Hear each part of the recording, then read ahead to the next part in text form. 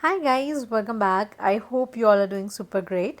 सो आज हम बात करने वाले हैं one of the most important concepts जो है हमारे नोड जेएस के, उनके बारे में। आज हम बात करेंगे स्ट्रीम्स के बारे में, आज हम बात करेंगे बफर्स के बारे में, ठीक है। एंड हम इनकी जो मेथड्स हैं वो भी देखेंगे।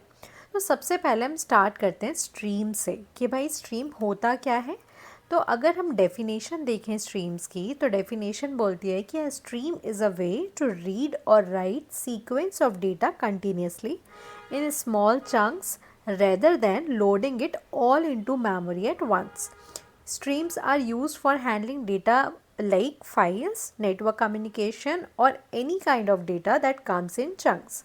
अब ये तो हो गई भाई डेफिनेशन की बात। अगर हम अब इसको बहुत सिंपल लैंग्वेज में बोलें तो स्ट्रीम्स क्या होता है। तो स्ट्रीम एक ऐसा तरीका है जिसके थ्रू जो बहुत लार्ज फाइल्स हैं, फॉर एग्जांपल सपोज करो आपके पास कोई 5 GB की फ़ाइल है जिसे आपको रीड करना है, ठीक है। कोई भी एक यूज़र है, उसे 5 GB की जो फाइल है उसे रीड करना है, ठीक है। तो एक तरीका क्या है कि भाई ये जो 5 GB की फ़ाइल है वो पूरी लोड हो मेमोरी में।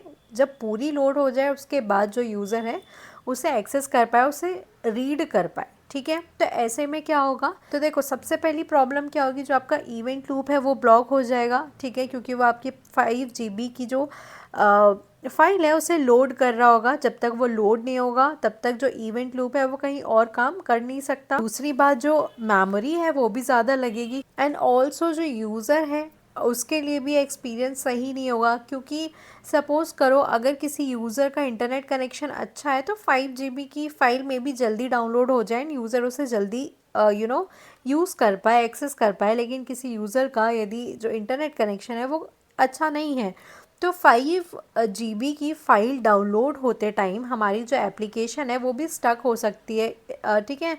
रिस्पॉन्स नहीं करती है कभी कभी एप्लीकेशन। तो बेसिकली क्या हो सकता है, परफॉर्मेंस इश्यूज़ होते हैं। तो इसको सॉल्व करने के लिए हमारे पास एक कॉन्सेप्ट है स्ट्रीम्स का। तो अब स्ट्रीम्स क्या करता है, जो बड़ी फाइल्स हैं, फॉर एग्जांपल हम इसी एग्जांपल को लेके चलते हैं, 5 GB की जो फाइल है उसको पूरा एक साथ लोड ना करके थोड़ा थोड़ा वो लोड करता जाएगा। जितना जितना लोड होता गया उतना उतना यूज़र उसे रीड करता जाए, ठीक है। तो स्ट्रीम क्या करता है, कंटिन्यूस वे में हमारी जो फाइल है उसको जितना जितना लोड होता जा रहा है उतना उतना यूज़र को सेंड करता जा रहा है और यूज़र उसे एक्सेस करता जा रहा है। तो अब हम डेफिनेशन पे अगर फिर से ध्यान दें तो स्ट्रीम क्या है, स्ट्रीम एक ऐसा तरीका है जिसके थ्रू आप क्या कर सकते हो, सीक्वेंस में जो भी डेटा है उसको रीड कर सकते हो, राइट कर सकते हो कंटिन्यूसली, छोटे छोटे चंक्स में, ठीक है, छोटे छोटे पार्ट्स में, रेदर देन आप उसको पूरा डाउनलोड करो मेमोरी में एक बार में, उसके बाद आप उसको यूज़ करो, ठीक है। तो ये होता है हमारा स्ट्रीम। अच्छा, अगर मैं इसका एकदम रियल लाइफ एग्जांपल अभी का दे दूँ आप लोगों को, तो अभी आप क्या कर रहे हैं, मेरा यूट्यूब का वीडियो देख रहे हैं। अब ऐसा तो नहीं हुआ है कि आपने जो वीडियो चालू किया है मेरा, ठीक है, वो पूरा वीडियो पहले लोड हुआ है, ठीक है, उसके बाद आप उसको देख रहे हैं, ऐसा नहीं हो रहा है ना। जितना जितना आपका वीडियो लोड होता जा रहा है उतना उतना आप वीडियोस देखते जा रहे हैं कंटिन्यूसली। ये किसके थ्रू हो पा रहा है, स्ट्रीम्स के थ्रू हो पा रहा है। अगर इसी बीच आपका इंटरनेट कनेक्शन चला जाए तो क्या होगा, आपका जो डेटा है वो लोड नहीं होगा। तो बेसिकली बिकॉज ऑफ स्ट्रीम जितना जितना डेटा आपको मिलता जा रहा है आप उसे कंज्यूम करते जा रहे हैं, ठीक है। तो यही होता है हमारा स्ट्रीम्स। अब हमारे पास कुछ टाइप्स के स्ट्रीम्स होते हैं। एक होता है हमारा रीडेबल स्ट्रीम।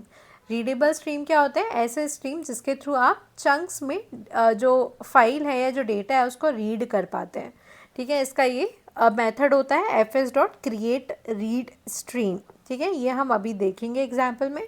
साथ में एक राइटेबल स्ट्रीम होता है जिसके थ्रू आप डेटा को राइट कर सकते हैं, ठीक है, for writing data. Duplex stream होता है for both writing and reading. And transform stream होता है फॉर मॉडिफाइंग और ट्रांसफॉर्मिंग डेटा। ओके, अब बात आती है कि भाई स्ट्रीम्स क्यों यूज़फुल है। तो जैसे कि मैंने बोला कि जो भी लार्ज डेटा है, ठीक है, जैसे कि अगर आपको 5 GB की फ़ाइल रीड करना है तो उन सारी लार्ज फाइल्स के लिए स्ट्रीम्स बहुत ज़्यादा इफ़िशियंट होता है। क्यों होता है, क्योंकि ये इवेंट लूप को ब्लॉक नहीं करता एंड ये कैसे वर्क करता है, आसिंक्रोनसली वर्क करता है एंड साथ में ही लोअर मेमोरी यूसेज होता है क्योंकि डेटा जो है वो चंक्स में प्रोसेस हो रहा है, ठीक है। ये पूरा ऐसा नहीं है कि पूरा इंटायरली जो डेटा है वो मेमोरी में एक साथ लोड हो रहा हो, ठीक है। तो इस वजह से जो है वो परफॉर्मेंस भी क्या रहती है, ऑप्टिमाइज्ड रहती है। तो इसलिए हमारा जो स्ट्रीम है वो काफ़ी ज़्यादा यूज़फुल होता है। इसकी कुछ कॉमन मेथड्स हैं, जैसे dot pipe, dot on, dot write, dot end. So ये मेथड्स हम देखेंगे आगे। सो अभी हमने देखा जो स्ट्रीम है उससे हम सीक्वेंस ऑफ डेटा को कंटिन्यूसली रीड एंड राइट कर सकते हैं, ठीक है। अब लेकिन बात आती है कि भाई किस तरीके से हमारा जो डेटा है वो कंटिन्यूसली हम रीड और राइट कर पा रहे हैं, किस तरीके से जो डेटा है वो मूव हो रहा है कंटिन्यूसली, ठीक है। तो इसको समझने के लिए अब हमारे पास पिक्चर में आता है बफर, ठीक है। तो बफर क्या होता है, इसको हम समझते हैं जिससे कि हमें और अच्छे से स्ट्रीम समझ आए कि भाई स्ट्रीम एग्जैक्टली किस तरीके से वर्क कर रहा है, ठीक है। ठीक है, तो सबसे पहले हम समझते हैं बफर क्या होता है। अब बफर को अगर हम डेफिनेशन वाइज देखें तो क्या डेफिनेशन है, buffers are temporary storage area for chunks of data being transferred between streams or processed by Node.js. They are especially useful for handling binary data like images or files. ठीक है, ये तो हो गई डेफिनेशन। अब हम इसको थोड़ा सा सिंपल करते हैं। उससे पहले आप लोगों को बफर से रिलेटेड 3 बातें याद रखनी है। पहली बात कि आप जो बफर है उसको एक कंटेनर समझो, या फिर जो बफर है उसको आप एक स्टोरेज एरिया समझो जिसमें कि टेम्पररी कोई डेटा आके स्टोर होता है, ठीक है। परमानेंट नहीं होता है, टेम्पररी कोई डेटा आता है, स्टोर होता है। पहली चीज़ ये हो गई कि बफर हमारा क्या है, एज अ कंटेनर है, ठीक है, स्टोरेज एरिया है। सेकेंड बात आप लोगों को याद रखनी है कि बफर में जो भी डेटा आके टेम्परली स्टोर हो रहा है वो डेटा होता है हमारा रॉ डेटा, ठीक है। रॉ बाइनरी डेटा होता है, ठीक है। बाइनरी मतलब 0 एंड 1 के फॉर्मेट में डेटा आता है, ठीक है। एंड थर्ड बात आप लोगों को जो याद रखनी है कि जो ये बफर होता है उसका एक फिक्स्ड साइज़ होता है। उस साइज़ का ही जो डेटा है उसमें आके स्टोर हो सकता है।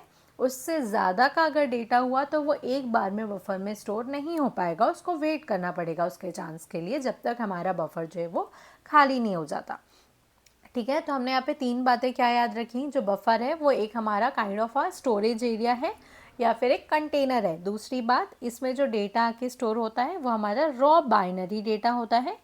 तीसरी चीज़, ये जो बफर है उसका एक फिक्स्ड साइज़ होता है, ठीक है। सपोज करो आपके पास कोई बॉटल है, ठीक है, तो उसमें 1 लीटर की बॉटल है तो उसमें 1 लीटर का ही पानी स्टोर हो सकता है ना, उससे ज़्यादा नहीं हो सकता। इसी तरीके से हमारा जो बफर है उसका एक स्पेसिफिक फिक्स्ड साइज़ होता है, उतना ही डेटा वो एक बार में स्टोर कर सकता है, ठीक है। अब ये 3 बातें हमने ध्यान रख ली, लेकिन अभी भी हमें एग्जैक्टली नहीं पता है ना कि ये बफर क्यों यूज़ हो रहा है, किस तरीके से हमारे स्ट्रीम में यूज़फुल है ये। इसको थोड़ा सा और सिंप्लीफाइड करते हैं और एक एग्जाम्पल के तरीके से समझते हैं। तो फॉर एग्ज़ाम्पल आप अभी ये जो वीडियो देख रहे हैं, ठीक है, ये क्या है, मैंने अपलोड कर दिया है एंड ये कहीं बैकएंड में सेव है। एंड जब आपने रिक्वेस्ट किया तो आपको फ्रंट एंड में यानी कि यूट्यूब के ऐप में ये वीडियो दिख रहा है, ठीक है। तब ये सपोज़ ये वीडियो हमारा कुछ 5 चंक्स में आ रहा है। तो जब फर्स्ट चंक आएगा, ठीक है, एंड बफर में स्टोर होगा। अब ये जो डेटा आया है वो है हमारा बाइनरी फॉर्मेट में, ठीक है, रॉ डेटा आया एकदम 0-1। अब क्या होगा, जो हमारा Node.js है, मे बी मैंने उसमें एक डिकोडिंग एनकोडिंग डाल दी थी। अब क्या हुआ, ये फर्स्ट डेटा गया बफर से बाहर, डिकोड होकर आप लोगों को दिख रहा है, ठीक है। जब तक ये प्रोसेस हो रहा है डेटा, तब तक जो सेकेंड चंक है वो वेट करेगा बफर में टेम्पररली, ठीक है। एंड इसी तरीके से जब सेकेंड चंक हमारा प्रोसेस होगा, थर्ड चंक आके वेट करेगा बफर में। तो बफर में एक्चुअली क्या होता है, जो हमारे स्ट्रीम होते हैं, जो हमारे चंक्स ऑफ डेटा होता है, वो सिर्फ आके वेट करता है। ओके, सो अभी हमने थ्योरी वाइज तो काफ़ी कुछ पढ़ लिया, अब हम देखते हैं प्रैक्टिकल, ठीक है। तो सबसे पहले हम स्टार्ट करते हैं बफर से। तो बफर के बारे में हमने 2-3 चीज़ें याद करी थी कि जो बफर होता है वो टेम्पररी स्टोरेज एरिया होता है, ठीक है। तो एक काम करते हैं, सबसे पहले हम एक बफर ही क्रिएट कर लेते हैं एंड साथ में उसमें एक वैल्यू स्टोर करा देते हैं, ठीक है। लेकिन ये कोडिंग स्टार्ट करने से पहले मैं आप लोगों को बता दूं, जो बफर होते हैं वो Node.js internally and globally use करता है, तो उसे हमें अलग से इंपोर्ट करने की ज़रूरत नहीं होती है, ठीक है। सो हम क्या लिख सकते हैं, कॉन्स्ट बफर इक्वल्स टू, अब हमें क्या करना है, बफर क्रिएट करके उसमें कोई वैल्यू स्टोर करानी है। सो हम लिखेंगे बफर डॉट फ्रॉम, ये इसकी एक मेथड होती है एंड इसके अंदर अब हम अपनी वैल्यू जो भी हमें स्टोर कराना है वो हम स्टोर करा सकते हैं। So let's say Node.js for now. तो हमने क्या किया, बफर क्रिएट कर लिया। अब बफर क्रिएट करके इसमें एक वैल्यू भी स्टोर करा दी। अब हमने सेकेंड पॉइंट पढ़ा था कि जो बफर्स होते हैं वो रॉ बाइनरी डेटा को स्टोर करते हैं। तो अब हम एक काम करते हैं ना, इस बफर को कंसोल करा लेते हैं। तो let's say console dot log buffer, ठीक है। एंड अगर मैं इसको रन करूं, देखो अब यहाँ पर हमें रॉ डेटा तो मिल रहा है, लेकिन अब आप बोलोगे कि आपने हमें बताया था कि जो बफर होता है वो रॉ बाइनरी डेटा स्टोर करता है, और बाइनरी से हम 0 और 1 समझते हैं, लेकिन यहाँ पर हमें 4E 6F कुछ इस तरीके के नंबर्स देखने मिल रहे हैं। तो ये क्या है? ठीक है, तो देखो बफर ने क्या किया है, यहाँ पर आप लोगों को एक हेक्साडेसिमल नोटेशन रिटर्न किया है। क्यों किया है? क्योंकि अभी टर्मिनल में यदि वो हर एक कैरेक्टर के लिए 8 बिट बाइनरी डेटा आपको शो करेगा, तो क्या होगा, आपका जो टर्मिनल है वो पूरा भर जाएगा, राइट? आपको कुछ समझ नहीं आएगा। सो इसलिए उसने क्या किया, इस बाइनरी को हेक्साडेसिमल में आपको इतना करके दे दिया कि भाई इस बाइनरी को हेक्साडेसिमल में कन्वर्ट करके आपको शो कर दिया। एंड एज अ ह्यूमन ये भी एक्चुअली पॉसिबल नहीं है कि हम इसे रीड कर पाएँ कि भाई ये क्या है।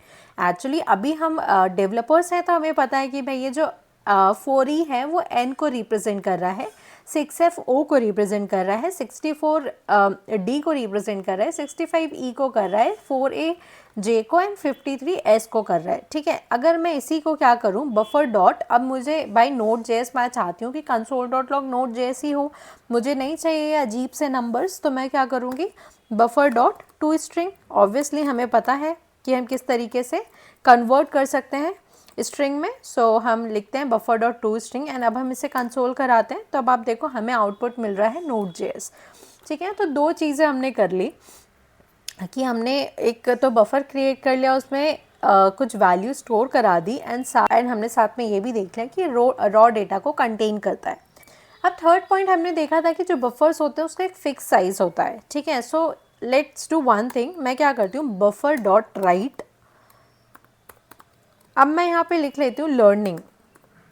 ठीक है, learning is quite a big word.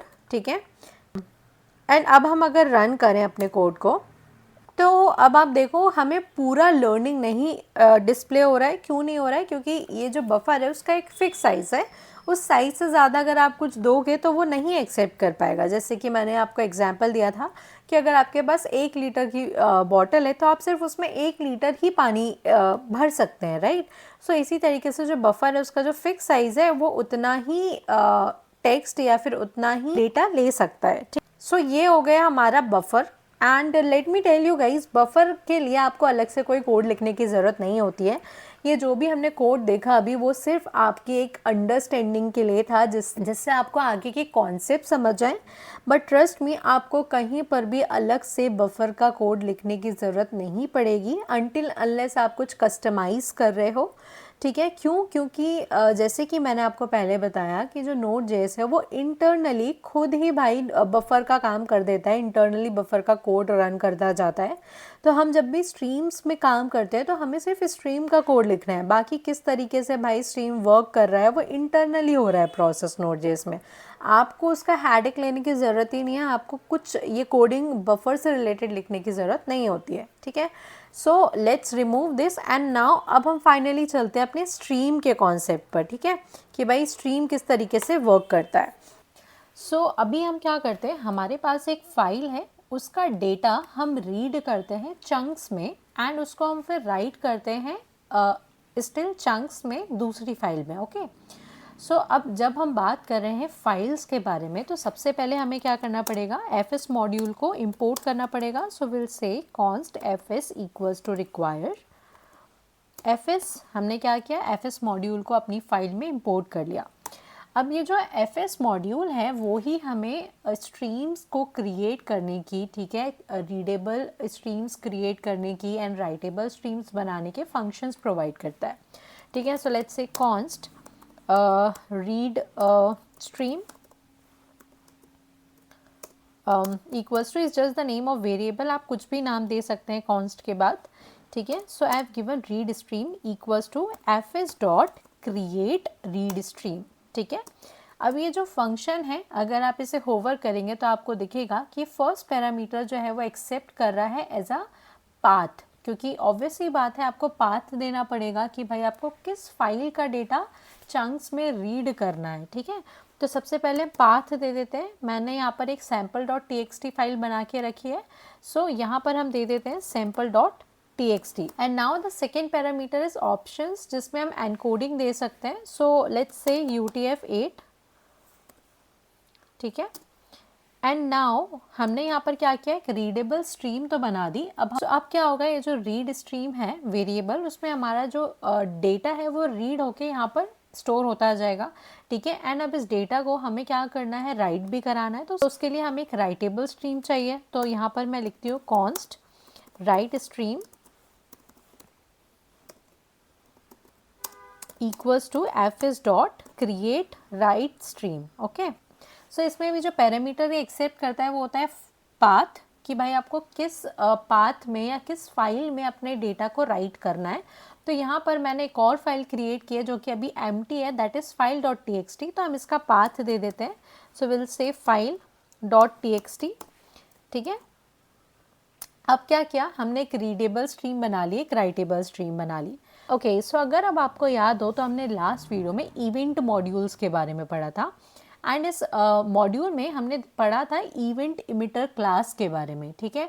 तो ये जो स्ट्रीम है ये एक्सटेंड हुई है हमारी इवेंट इमिटर से ही, ठीक है। एंड हमें पता है, एंड हमने इवेंट इमिटर का कॉन्सेप्ट देखा था। तो इवेंट इमिटर के थ्रू हम क्या कर सकते थे, इवेंट्स को लिसन कर सकते थे, राइट।